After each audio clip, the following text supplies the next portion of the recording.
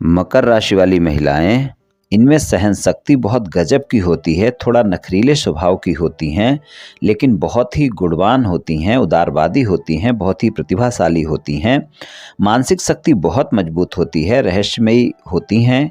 इनको आप आसानी से नहीं जान सकते कि इनके अंदर क्या चल रहा है और ये क्या बोल रही हैं। घूमने फिरने के शौकीन होती हैं। कोई भी कार्य को पूरी सोच विचार के बाद ही करती हैं और किसी भी कार्य को करने का अगर इन्होंने एक बार मन बना लिया तो उसको पूरा अवश्य करती हैं। भाग्यशाली होती हैं, प्रैक्टिकल होती हैं, इसलिए हर बात को व्यवहारिक दृष्टि से देखने वाली होती हैं। अपना काम अच्छे तरीके से धीरे धीरे सब्र के साथ करती हैं, बहुत मेहनती होती हैं और अपने आप को सदैव व्यस्त रखना चाहती हैं। जीवन में संघर्ष आते रहते हैं परंतु ये परवाह नहीं करती, जो भी कार्य करना हो उसको सफलतापूर्वक करती रहती हैं। कभी कभी ये अपनी बातों को लेकर अडिग हो जाती हैं, फिर ये स्वभाव से जिद्दी हो जाती हैं और क्रोध भी कर लेती हैं। कई बार ये मेहनत तो ज़्यादा करती हैं लेकिन फिर भी सफल नहीं हो पाती हैं, लेकिन फिर भी कड़ी मेहनत करती रहती हैं और कड़ी मेहनत के दम पर सफलता पा लेती हैं। अनुशासन बहुत पसंद होता है, स्वभाव इनका परोपकार वाला होता है।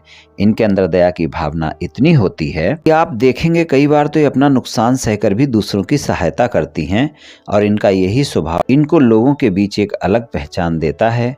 बहुत ही स्वाभिमानी होती हैं, दूसरों से सहायता मांगना पसंद नहीं होता है, लेकिन खुद दूसरों की सहायता करने के लिए हमेशा तैयार रहती हैं। अपने कार्य के प्रति समर्पित होती हैं, कार्य करने से घबराती नहीं हैं, अपने लक्ष्यों को पाने के लिए जिद्दी होने की हद तक समर्पित रहती हैं। अपने मान सम्मान के लिए और पैसे के लिए कड़ी मेहनत करती हैं। पैसे तो ये किसी से आसानी से नाराज़ नहीं होती हैं, लेकिन अगर कभी नाराज़ हो गई तो उसे आसानी से फिर माफ़ नहीं करती, चाहे वो इनका साथी ही क्यों ना हो। अपने परिवार से बहुत लगाव होता है इनको, ये अपने माता पिता के लिए कुछ भी कर गुजरने को तैयार रहती हैं और अपने जीवन साथी और बच्चों से भी बहुत प्रेम करती हैं। बुरे से बुरे हालात में भी अपनी हिम्मत को बनाए रखने वाली होती हैं और इनको हर स्थिति से निपटना बखूबी आता है। अन्याय और भेदभाव बिल्कुल बर्दाश्त नहीं करती हैं। चलिए वर्ष 2025 के राशिफल की चर्चा कर लेते हैं। राशिफल में हम शिक्षा की बात करेंगे, धन और आय की बात करेंगे, व्यापार कारोबार नौकरी की बात करेंगे, प्रेम संबंध, वैवाहिक संबंध, पारिवारिक जीवन और स्वास्थ्य की बात करेंगे और अंत में उपाय की चर्चा भी करेंगे। इसलिए वीडियो को पूरा अंत तक देखें व सुनें, तभी आप राशिफल की पूरी जानकारी प्राप्त कर पाएंगे। ये राशिफल चंद्र राशि पर आधारित है, यानी मून साइन पर। जिनको अपनी राशि नहीं पता है वो इस वीडियो को अपनी नाम राशि से भी देख व सुन सकते हैं। वार्षिक राशिफल में हम मुख्यतः शनि, गुरु, राहु और केतु के गोचर के आधार पर आपको क्या परिणाम मिल सकते हैं वर्ष 2025 में, चलिए जान लेते हैं। सबसे पहले शनि, गुरु, राहु और केतु का गोचर जान लेते हैं। शनि देव जो है वर्ष 2025 में 2 राशियों में गोचर करेंगे। पहले तो 29 मार्च 2025 तक वो कुंभ राशि में गोचर में रहेंगे और 29 मार्च 2025 को ही राशि परिवर्तन करके वो मीन राशि में अपना गोचर प्रारंभ करेंगे और फिर 2025 के पूरे वर्ष में 29 मार्च 2025 से लेकर और वर्ष के अंत तक 2025 के वर्ष के अंत तक वो मीन राशि में ही गोचर करेंगे। राहु भी 2 राशियों में गोचर करेंगे। पहले तो उनका गोचर मीन राशि में रहेगा 18 मई तक के समय में और 18 मई 2025 को ही राशि परिवर्तन करके वो अपना गोचर कुंभ राशि में प्रारंभ करेंगे और फिर पूरा वर्ष 2025 वो कुंभ राशि में ही रहेंगे। और केतु कन्या राशि में रहेंगे 18 मई 2025 तक के समय में और 18 मई 2025 को ही राशि परिवर्तन करके वो सिंह राशि में अपना गोचर प्रारंभ करेंगे और वो फिर पूरे वर्ष सिंह राशि में ही 18 मई से लेकर वर्ष के अंत तक वहीं पर गोचर में रहेंगे।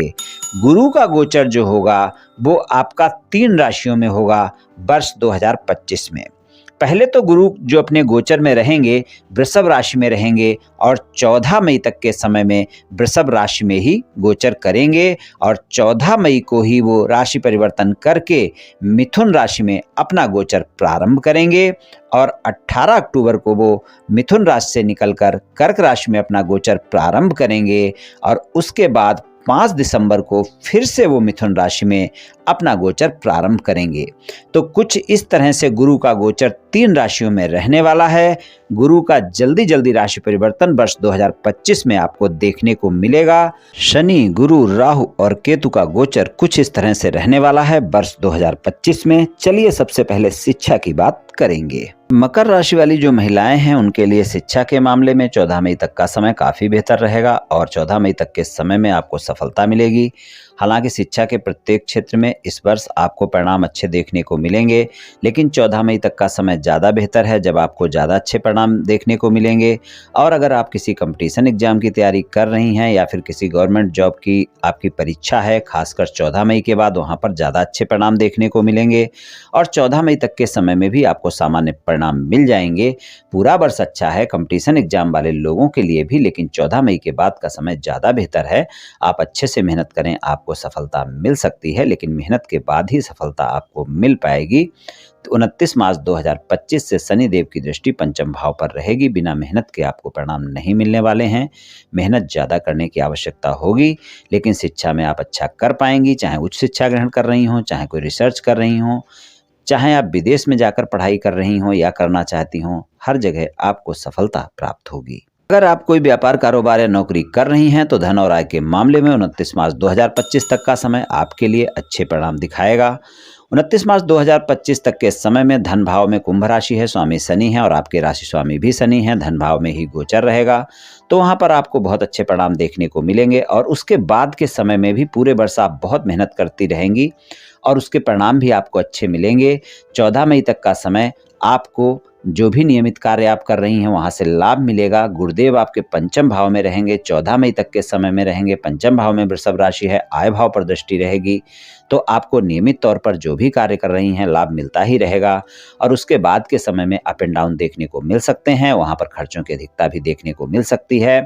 व्यापार कारोबार में 14 मई तक का समय बेहतर है, वहाँ पर आपको अच्छे परिणाम देखने को मिलेंगे। और अगर आपका कोई ऐसा व्यापार कारोबार है जो शिक्षा के क्षेत्र से जुड़ा हुआ है या विदेश से जुड़कर कोई आप नौकरी कर रही हैं या विदेश से जुड़कर कोई व्यापार कर रही हैं, तो इस वर्ष आपको उसमें भी लाभ देखने को मिलेंगे। और 14 मई के बाद का समय व्यापार कारोबार में सामान्य ही रहने वाला है। और अगर आप नौकरी पेशा हैं, इस वर्ष आपको कोई पदोन्नति या वेतन वृद्धि देखने को मिल सकती है। और अगर आप नई नौकरी की तलाश में हैं तो इस वर्ष आपको वहां पर सफलता मिल सकती है। नौकरी करने वालों के लिए समय बेहतर ही रहने वाला है। अगर आप नौकरी कर रही हैं तो वर्ष 2025 में आपको अच्छे परिणाम ही देखने को मिलेंगे। इस साल धन की स्थिति आपकी अच्छी ही रहेगी और अगर कोई कर्ज है तो वो भी उतर सकता है, लेकिन आपको खर्चों पर नियंत्रण रखना होगा क्योंकि आपके स्वास्थ्य पर और संतान पर खर्च हो सकता है। पारिवारिक सदस्यों पर भी कोई न कोई खर्च देखने को मिल सकता है, इसलिए खर्चों पर नियंत्रण रखना आवश्यक होगा। संबंध के मामले में 14 मई तक का समय काफी अच्छा है, वहां पर अच्छे परिणाम देखने को मिलेंगे। और उसके बाद 18 अक्टूबर से 4 दिसंबर तक का समय भी काफी बेहतर है। ये जो समय है 14 मई तक का और 18 अक्टूबर से 4 दिसंबर तक का, यहाँ पर आपके साथी के साथ आप देखेंगे बहुत ही अच्छे संबंध रहेंगे, दूसरे पर भरोसा भी बढ़ेगा और आपके प्रेम संबंध में एक अच्छा अनुभव होगा और नई ऊर्जा का एहसास होगा। और अगर प्रेम संबंध पहले से हैं तो आप अपने प्रेम संबंध को विवाह संबंध में बदलने का फैसला भी ले सकती हैं। लेकिन 29 मार्च तक के समय में थोड़ा सा आपको अपनी वाणी पर संयम रखना होगा, वरना आपकी वाणी के चलते आपके साथी के साथ वाद विवाद की स्थिति हो सकती है।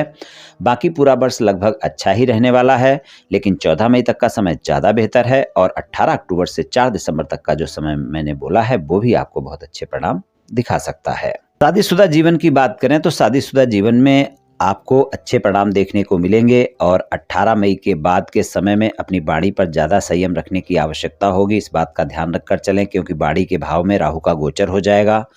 वहाँ पर आपको अपनी वाणी पर संयम रखना आवश्यक होगा, नहीं तो आपके रिश्ते में ज़्यादा वाद विवाद की स्थिति हो सकती है।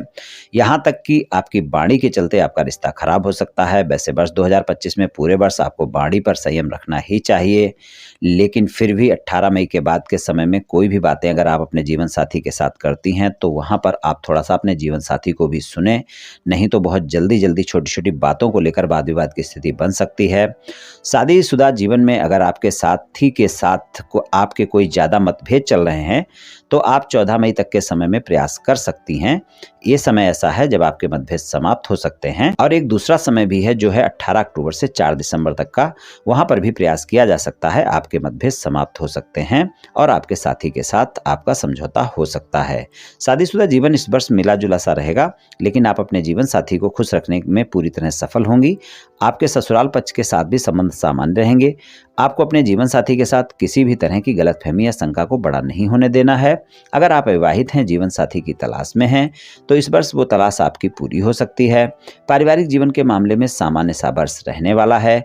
आपको अपनी वाणी पर संयम रखना होगा। परिवार के सदस्यों से बातचीत करते वक्त, खासकर 18 मई के बाद के समय में, और घर के बड़ों के साथ भी किसी प्रकार की बहस से बचना होगा। अपने माता पिता के साथ और छोटे भाई बहनों के साथ भी किसी प्रकार का मतभेद ना होने दें। अपने रिश्तेदारों से किसी भी प्रकार के लेन देन से बचें, नहीं तो आपको हानि उठानी पड़ सकती है। पारिवारिक जीवन मिला जुला रहने वाला है। 18 मई के बाद वाणी पर संयम रखना है। स्वास्थ्य के लिहाज से 29 मार्च तक का समय अच्छा है। स्वास्थ्य भी आपका अच्छा रहेगा। उसके बाद के समय में आपको अप एंड डाउन देखने को मिल सकते हैं।